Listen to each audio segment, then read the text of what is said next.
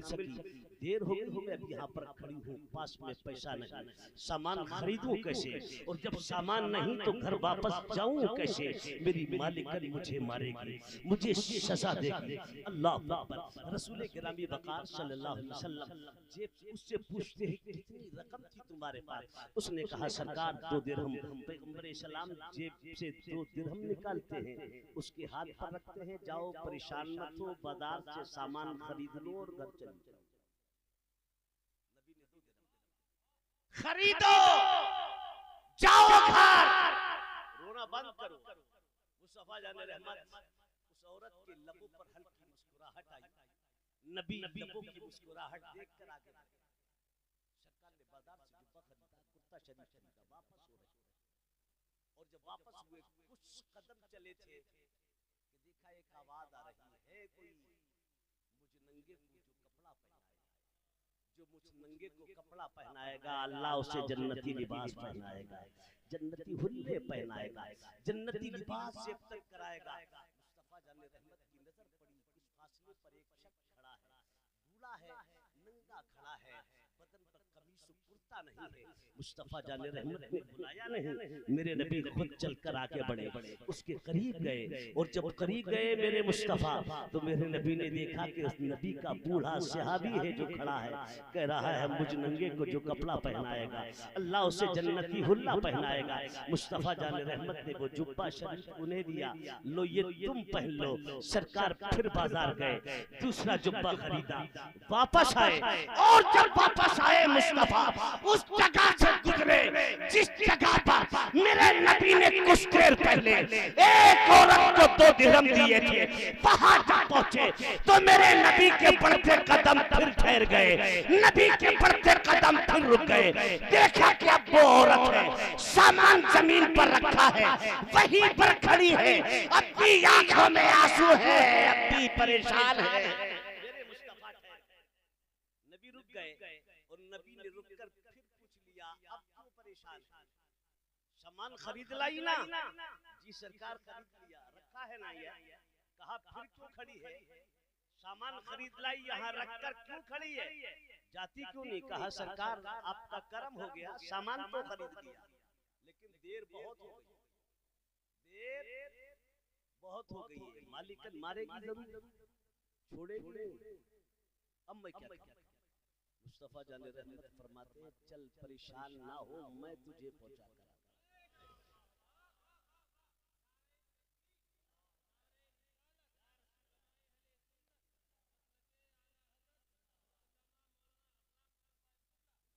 परेशान ना हो, मैं तुझे पहुंचा कर आता हूँ। चल बता कौन से महल्ले में रहती है तेरी मालिकन, कहाँ है उसका घर? पैगंबर इस्लाम चल दिए उस खातून के साथ, उस औरत के साथ। मेरे नबी जब उस महल्ले में पहुंचे तो वो अंसारियों का महल है। सुभान अल्लाह। नबी पहुंच गए, और नबी पहुंचे अब दिन का समय था, मर्द कामों से थे, औरतें घरों में थी। मेरे मुस्तफा उस खातून के मालिकन के घर के करीब पहुंचे, कौन सा घर है तेरी मालिकन? ये घर है। मुस्तफा गली में खड़े हुए और मेरे नबी ने बुलंद आवाज से सलाम किया, अस्सलामु अलैकुम व रहमतुल्लाह। नबी उम्मतियों को सलाम कर, आज मुक्तदी इमाम के सलाम का इंतजार कर, नबी उम्मतियों को सलाम कर, और वो भी कोई सामने नहीं, मर्द कामों पर है, औरतें घरों में है, मेरा मुस्तफा गली में खड़ा है, नबियों का इमाम, और मेरा नबी घरों में रहने वाली खवातीन को सलाम मोहब्बत पेश करता है, अस्सलामु अलैकुम व रहमतुल्लाह। मेरे नबी उम्मत की बेटियों को सलाम, आज घर का मर्द हुआ बीवी को सलाम करने को तैयार,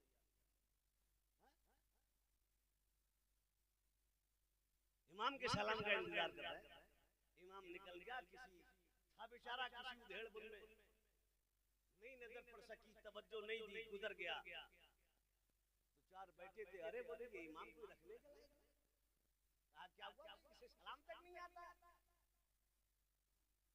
वो बेगैरत जो सलाम में पहल करेगा वो लेकिन ज्यादा पाएगा।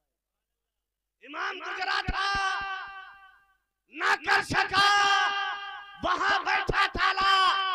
कोई बुलंद आवाज से कहता इमाम साहब अस्सलाम वालेकुम। कहाँ जा रहे हैं, कहाँ जा रहे हैं? अगर इमाम ने जानबूझ कर सलाम छोड़ा था तो पानी पानी हो जाता। और तुझे भी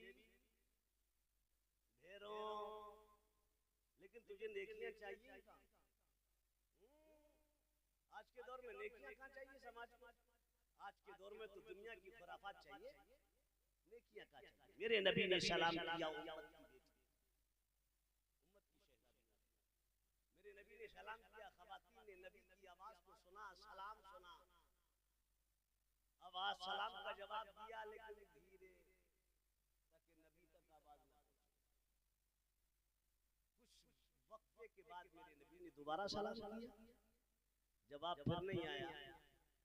नबी ने तिबारा सलाम किया, और जब नबी ने तिबारा सलाम किया तो फिर 10 नहीं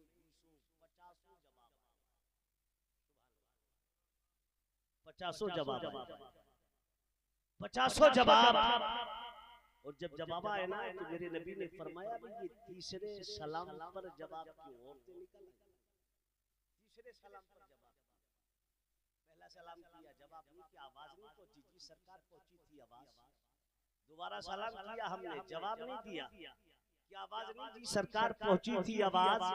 कहा फिर जवाब क्यों नहीं दिया, तीसरे पर जवाब क्यों? औरतें अर्ज करती हैं या रसूल अल्लाह सल्लल्लाहु ताला अलैहि वसल्लम, अगर आपकी आदत हमें मालूम ना होती तो हम जवाब अब भी ना देते। कहा कैसी आदत? कहा सरकार आपका मिजाज शरीफ है, अब 3 मरतबा सलाम करते, जवाब मिलता है तो ठीक, वरना आप वापस हो जाते हैं। ये तीसरा सलाम था, अगर हम जवाब ना देते तो आप वापस चले जाते, और अगर ऐसा ना होता तो आप बार बार सलाम करते, हम जवाब ना देते। क्यों? इसलिए कि नबियों का इमाम, रसूलों का सरदार, आमना का लाल, सारी कायनात का मालिक व मुख्तार बार बार अपनी उम्मत की बेटियों पर सलामती की दुआएं भेज रहा है, सलामती भेज रहा है। जी चाह रहा था नबियों का इमाम सलामती की दुआ कर रहा है, नबी दुआ देता जाए और हम नबी की उम्मत की बेटियां दुआएं लेती जाए। इसलिए हमने जवाब, सरकार ने फरमाया कि ये बांदी, ये कनीज किसकी है? एक खातून अपने मकान से थोड़ा सा नीचे पहुंची, सरकार में कहा ताखीर हुई, बात पूरी ये बता देगी, जो रकम दी थी वो गिर गई थी, बात पूरी इससे पूछ लेना और इससे कुछ कहना,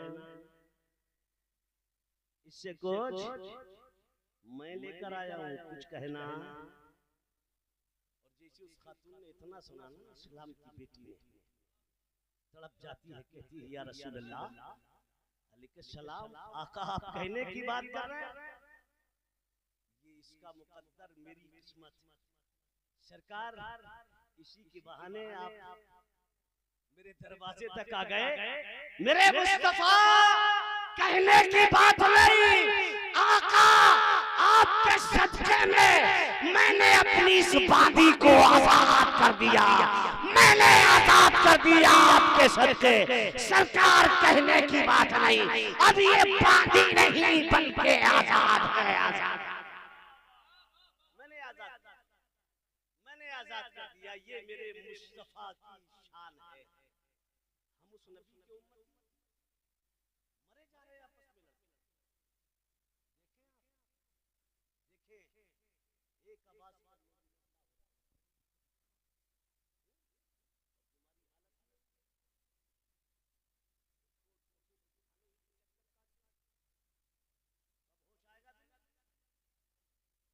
कब होश आएगा?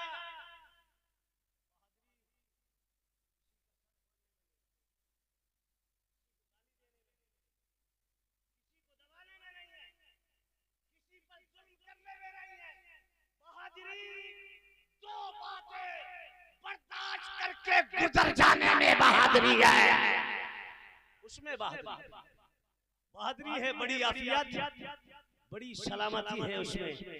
इसलिए मेरे प्यारे ये सारे ड्रामे बंद कर दो, एक हो जाओ, एक हो जाओ। और जब एक हो जाओगे ना तो फिर ताकत देखना कितना इजाफा होता है। तुम्हारी ताकत में। और फिर मैंने कहा ना कोई बरादरी, कोई कबीला, कोई खानदान नहीं, हम सब एक हैं। किसी कबीले का हो, किसी खानदान का हो, क्योंकि मेरे मुस्तफा ने किसी बरादरी को लेकर नहीं फरमाया, मेरे नबी ने किसी खानदान को मद्देनजर रखते हुए नहीं फरमाया। मेरे नबी ने फरमाया कुल्लु मोमिनिन इख्वा, तमाम मुसलमान आपस में भाईचारा कायम करो, आपस में मोहब्बतें पैदा करो, मसाजिद को आबाद करो, शादियों के तरीके से, समझ गए ना, शादियों के तरीके से करो। एक बड़ी बीमारी जो आज हमारी यहाँ शादियों में, वो रिस्क की बर्बादी। क्या है? रिस्क की बर्बादी। अगर आप हिसाब लगाएं ठीक से, तो जितना खाया जाता है उतना ही और सरकार ने फरमाया है जब रिस्क की तौहीन की जाती है ना, और जब रिस्क जिस कौम से रूठ जाता है तो फिर जल्दी उसके हाथ। आज हमारे समाज की बर्बादी का एक अहम जरिया रिस्क की बर्बादी भी, घरों से लेकर शादी हालों तक रिस्क की बर्बादी। इस पर कंट्रोल करें मियां। घर में आधा किलो गोश्त आता है, घर में 5-7 मेंबर हैं, सब आराम से खा लेते हैं, हड्डी में जरा सी बोटी कहीं छोड़ते नहीं है, समझ गए ना, जरा सी बोटी। और जब हम दूसरे के दस्तरखान पर पहुंचते हैं शादी में, तो हम मियां किलो और 1.5 किलो समेटने के चक्कर में रहते हैं, और फिर हम मियां किलो खाड़ खाते हैं और किलो खाड़ हम बिगाड़ते हैं। एक मारा और नीचे, अगरचे माल दूसरे का है, लेकिन रिस्क खुदा का है। तूने पड़ोसी का समझ के बर्बाद किया, आगे वाले का समझ के बर्बाद किया, पीछे वाले का समझ के बर्बाद किया, रिश्तेदार का समझ के बर्बाद किया।